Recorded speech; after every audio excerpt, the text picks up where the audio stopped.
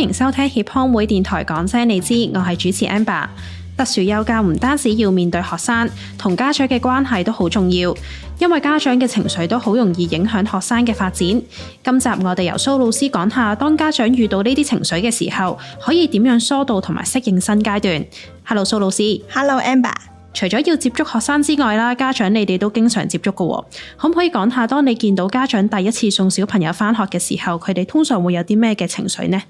好多家長咧第一次送小朋友返學嘅時候，難免都有啲擔心嘅。啲家長會擔心小朋友適應唔到新環境啦，擔心學校裡面出現情緒嘅問題，會唔會食得唔夠，會唔會冷親，好多呢啲嘅問題咧，家長都會好在意。咁都會同小朋友咧出現分離上面嘅問題，令到返學嘅路上咧變得困難。咁呢個情況之下，你通常會點樣處理佢哋嘅情緒㗎？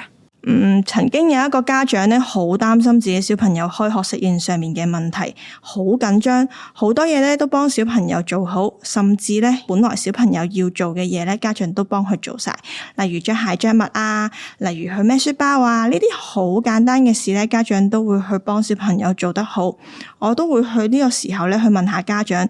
點解咧咁擔心小朋友開學上面嘅適應嘅？點解會唔相信小朋友去有能力做好呢個自理小任務啊？又或者會唔會係自己太過着緊，太過擔心小朋友適應上面嘅問題呢？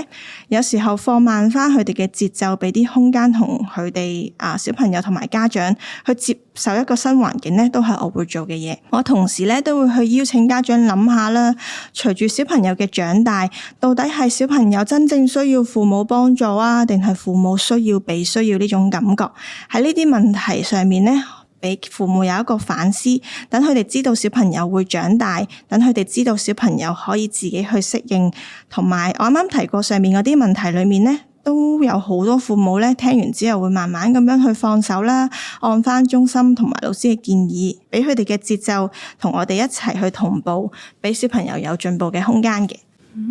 咁你做咗呢一行咁耐啦，有冇試過喺建立呢個家教關係嘅時候會受挫呢？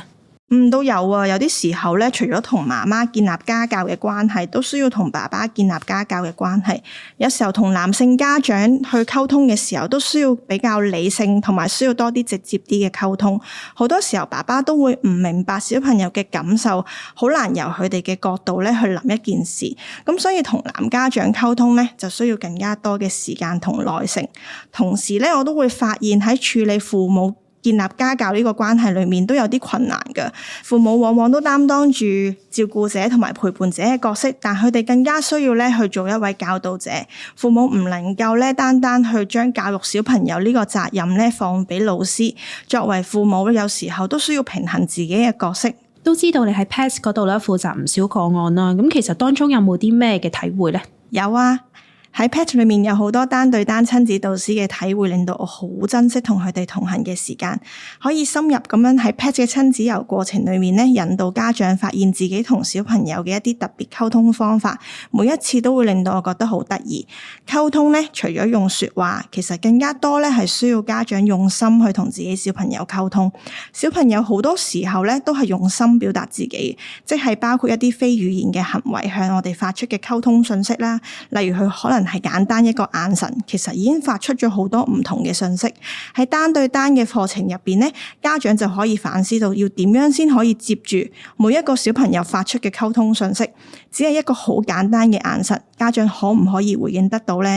呢一個係一個好奇妙嘅過程嚟㗎。有啲家長呢未必可以有即時嘅改變，但係咧，佢哋慢慢咁樣去消化，有啲位慢慢去學習堅持，慢慢提升自己嘅敏銳度。隨住家長喺個過程裏面慢慢同我互動，佢都可以見到小朋友嘅改變，亦都相信咧用啱方法，就會發現進入小朋友嘅世界其實唔難，最緊要就係有心。今集唔該晒蘇老師，下星期繼續講聲你知，拜拜。